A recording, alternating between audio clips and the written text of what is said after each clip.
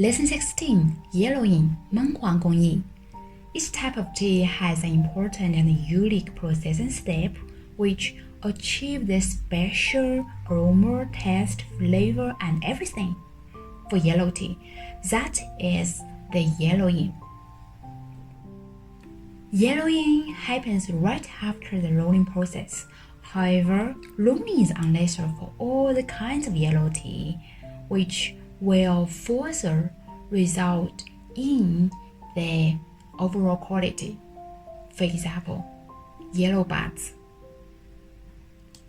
like Junshan Silver Needle, Huoshan Yellow Buds, Mengding Yellow Buds. That's why yellow buds looks quite like green tea.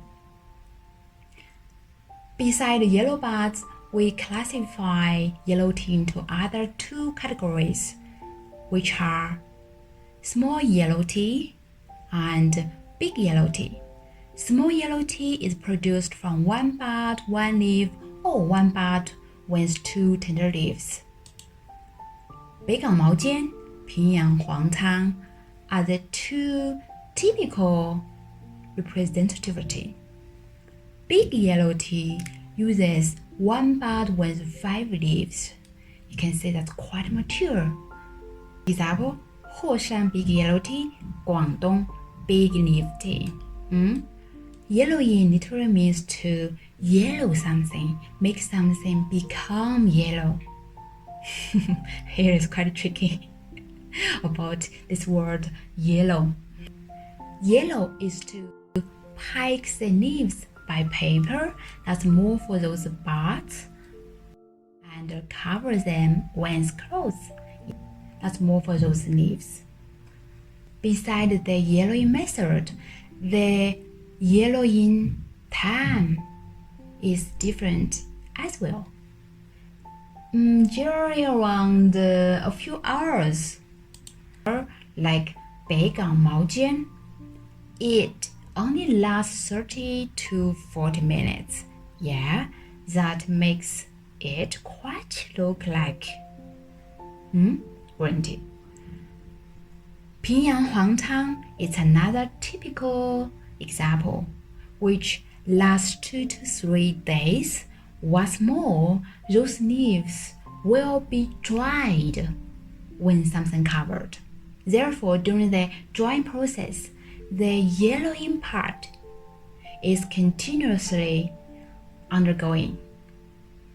And the big yellow tea lasts 5 to 7 days. That's quite long. As a result, those leaves has quite a high oxidation degree. Again, killing green is to kill all those enzymes. Therefore, there are very few enzymes exist in yellow tea. So, yellowing actually is a series of long enzymatic reactions happen under the heat caused by the pounding. How? Before drying, those leaves are still wet, so by pounding them, those leaves are able to continuously have the respiration, which means that breathe in, breathe out. So that will cause some heat, and those heat will increase the temperature of those leaves.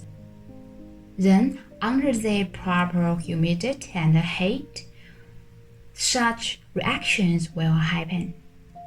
So after yellowing reaction is thermalization, and most of those yellow tea have the wet thermalization. That causes the colors, aromas, and tastes. They also has the other reaction.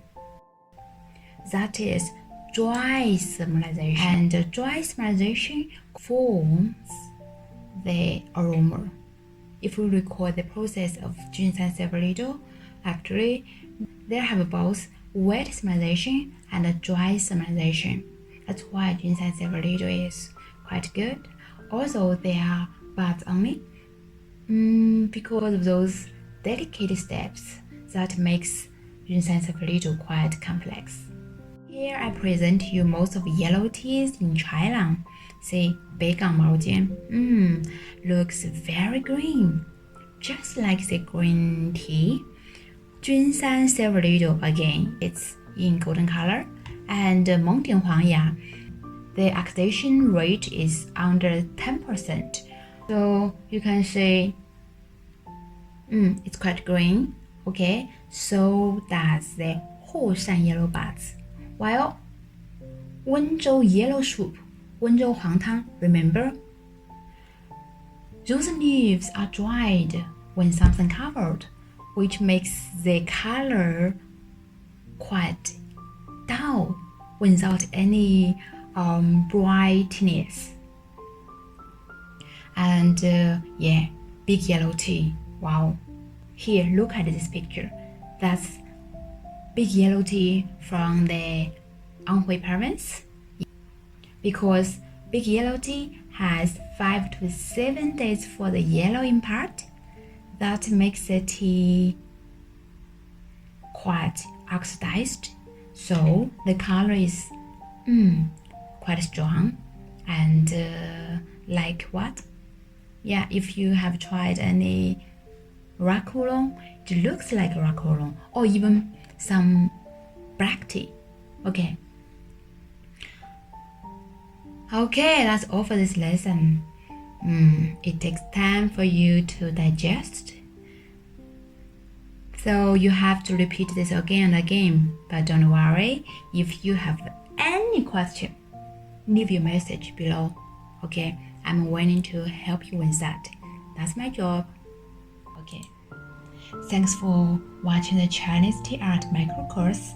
If you think it's useful and practical, please share it with your friends. Sharing is the spirit of tea. This is Mabel. See you next time. Bye bye.